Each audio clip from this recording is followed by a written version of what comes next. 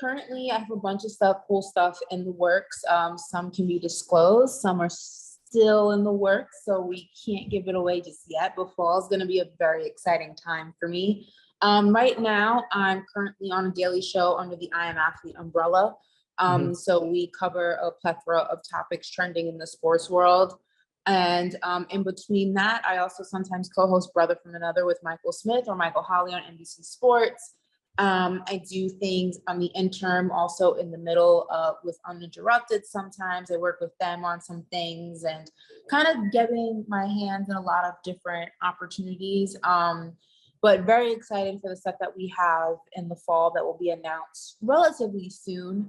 Really can't wait to dive into those, opportunities as well. But right now, my daily show is kind of my main focus. Love it. Love it. Love it. All right. So straight away, obviously, this is about Lionel Messi. He's coming to Miami, Inter Miami. He's going to start a new chapter here in the U.S., South Beach, but obviously the U.S. in general. How do you feel about it? What are your thoughts about it, about arguably the greatest player that's ever lived, the World Cup champion coming to America, specifically the Latin American capital of the world? It's going to be amazing. What do you think? Yeah, I think it's huge. I mean, I remember how much of a hoopla was made when David Beckham went to the LA Galaxy, and that David Beckham is not nearly what Messi is, across the world and in the soccer world. But that was such a huge moment. It was the first time an international star was coming to play for a league in the US. So it was cool, but this is a different level. And I think that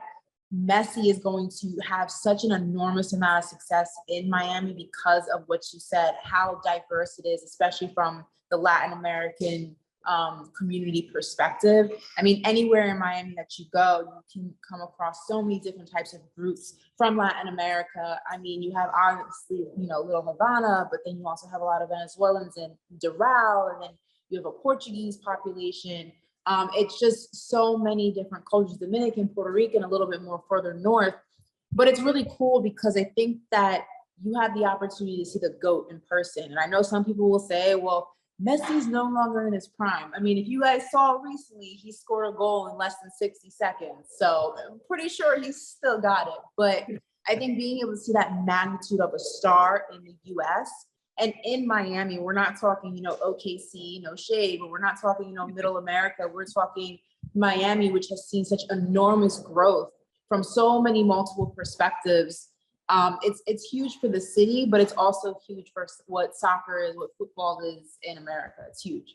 Yeah, that's a great ending to that point, because I want to keep going with that last final thought about, Copa America is going to be here next year, the World Cup in 2026. Miami is obviously a host city as well. Like how, if we just dive in a little bit more there, like how impactful do you think Messi is going to be in America? Because soccer is already a sport that continues to grow, specifically with certain demographics, but Messi in itself, as you mentioned, like how important and impactful is it going to be for the US in general and for the future? I think extremely impactful. I think what he does, even if he doesn't, even if Miami doesn't win, all these, championships, and they're not successful in, the X's and O's and the logistics, I think just knowing that there's interest for international stars and they can be successful in a term of people are actually interested. I mean, the ticket prices skyrocketed when Messi was announced that Messi was coming to Miami. I mean, the social media skyrocketed. Being able to have that kind of an impact is huge. It shows that people in America do care about soccer, and some markets are better than that for others. So I think that it's going to set a precedent that it can work in the US. It's worked in so many parts of the world, and it's been so successful and so monumental in so many parts of the world. But I think this is an opportunity to show that there's a market for that in the US. And if done correctly, and if done in the markets that it makes sense, it can be huge. And I'm excited for it. I'm excited to be able to see him up close in person. I've only ever seen him on TV. So this is huge. This is a great opportunity. Yeah, it's quite an experience to see what he does in front of you. It's pretty amazing. Okay, so you're like me, you're a New Yorker, organically, but you spend a lot of time in Miami. How long has that happened? Do you have family, friends in Miami? Do you go how long do you go back with Miami? How does that work? I went to college down here, so I've been here for a while. My friends are here. My parents live in Miami now. Okay. A lot of my family still lives in New York, so when I go back there, I still get to see a lot of, my oldest friends. I'm talking kindergarten, elementary school. My family is still there. Like I said, my parents are here. I've created a great friend base here. Of course, I go out here. I think the cool thing is like going to college in this area. I went a little bit north. I was in Boca, but it's all the same. South Florida. Yeah. But my early 20s were spent, clubbing in Miami during the Big Three era when LeBron and D Wade was here and Miami was just at its peak. And it's cool to be able to see how it's changed so drastically. I remember, Brickell was non-existent. It was like one building. The design district was nothing. It was nothing there. Like to see how it has grown, especially when the pandemic hit and how people kind of came down here and saw what the quality of life was, saw how, Miami is not the retirement community. I think that as New Yorkers, when people told you they were moving to Florida or going to Florida, you kind of side-eyed them. Like, I would never live in Florida. And I was one of those people. Like, I would never live. That's where old people go to retire. It's drastically different. I mean, it really is the sixth borough. It is such a huge city. It's such a culturally diverse city. And you can really see that when you go out, but you can also see it at sporting events. I mean, as a Knicks fan, going to Miami Heat games, you see how many New Yorkers actually live here. You see how diverse it actually is. And I think that even driving around, if you were here in the beginning or sometime in the beginning, you can just see how much it's grown and it's continuing to grow. It's honestly, Miami outside of New York is probably the coolest city in the country.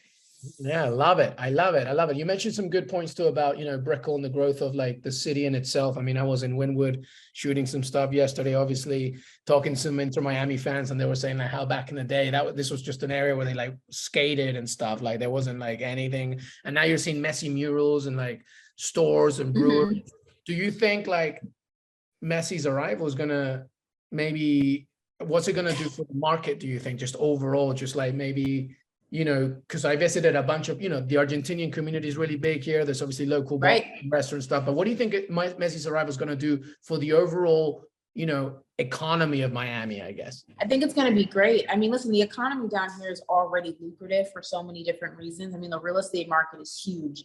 But I think that Miami was never really spoken about as a true sports town, right? It was kind of like, it wasn't a small market, but it wasn't in New York or in LA.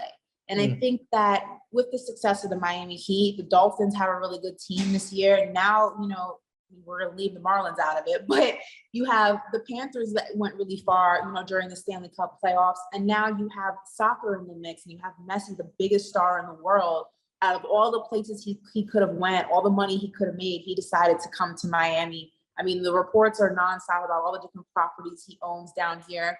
I think that outside of particular industries like tech and things like that, Miami is going to be a sports town. I wouldn't be surprised if you start seeing big companies start building studios down here. If you don't see, certain entities being relocated down here. I think that the day and age where Miami was kind of considered just a vacation destination has come and went, and people realize like there's a lot more to the city. And I think every time you're able to attract a big market player like a Messi or a Dame Lillard, if he comes, it changes the perspective of what the city is. And I think Miami's heading in the right direction with that. I'm going to be really pissed if Lillard comes to the Heat. But anyway, that's I know, he was supposed to be ours. Nobody ever wants to play for us.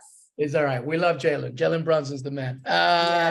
So, all right. So let's finish up with a few things. You mentioned that, wow, the fact that you're going to be able to see Messi face to face. You're obviously, doing a bunch of projects, New York as well. Like, are you going to, and obviously your Knicks, are you going to be squeezing in some time for some Inter Miami matches, even when they don't play at home? Of course. Like, it would be blasphemous to have Messi in Miami and you don't catch at least one match. Yeah. I know, luckily we work in sports, so I won't have as much of a hard time getting a ticket as, say, somebody who's not in the industry. But I think that if you have the opportunity to see him, even if you are not a big soccer fan or a big Messi fan, I mean, just watching it, I've never actually been to a match in person of the magnitude of like what Messi is used to playing in. But if you watch it on television, even the environment is unreal. it's, you watch those matches, overseas, and you see how the entire country shuts down and everybody's in one place. And I don't think you have to be a diehard soccer fan. Like, I don't know all the X's and O's of soccer, and I don't pretend to, but I know players, I follow certain players, and I love the environment of sports. And I think that when you talk about the environment of sports, no fan base has done it better than soccer. I mean, the world stops when a match goes on. And to have that, to be able to experience that in your own backyard, if you're in Miami, or even if you're in the US, to catch a flight, to take a vacation and catch a match, it's that level of experience that I don't think that you can pass up that opportunity if you're able to do it. Yeah, you don't need the X's and O's to know that Messi is Messi. The GOATs. The exactly. GOATs. I'll debate that Ronaldo Messi thing all day. Yeah. In Spanish, we say Ronaldo may be the best player in the world. Messi is out of this globe. He's not even a real person. So there you have it. All right. So if you could give Leo Messi, Antonella, his wife, the family, a piece of advice as they become permanent Miami residents, what advice would you give them? Let's see. Rush hour is terrible. 95 may say it's under construction, but it's been that way for 10 years. It's not getting any better. In the summertime, it may look like it's going to storm, but that may be in your backyard. It's sunny where I am. Winters in here make the summers all worth it. And I would say, listen, honestly, absorb the culture. I think that coming from Latin America and being in parts of the world where culture is everything, and there's more of a history and an older history and a more artistic history and culturally just superior history, I will say, like in Europe, like in Latin America, coming to America, and some people may be a downgrade, but I think Miami is special because there's so much culture here. In this little pocket of the US, there's so much in the city of Miami to really dive into and to see. And I would say experience it all. I mean, this is really paradise. There's nothing better than like being on social media in January and people are shoveling snow and you're at the beach. Like, that's fantastic. It's beautiful. You know what I mean? So outside of all the other things, just absorb it. It's a little bit different than probably where they're used to, but it's special. And I think that it took me a while as a New Yorker to really open myself up to experiencing it and not being so like snobbish, like, oh, it's not New York City. It's not New York. Oh, they don't have a train. They don't have a subway. The ghetto. You know what I mean? Like, but when you actually kind of take that back and you really open yourself up to it, Miami's dope. And I think that it's only getting better. And I'm glad that it's getting its moment in the spotlight, because it deserves it. There's a lot of cool stuff happening here. Yeah, I'm with you. I'm with you a lot. I come here a lot, but the last few times I've been like, it's nice, right? I have so many friends who like come and they're like, yeah, I'm living here. Yeah, I'm gonna move. Yeah. Like, I'm coming. Especially because I'm a Spanish speaker, so like it's just right. I feel I'm back in Peru, like it's crazy. So absolutely, yeah. Thank you very much for watching ESPN FC on YouTube. For more highlights, analysis, and exclusive content, be sure to subscribe.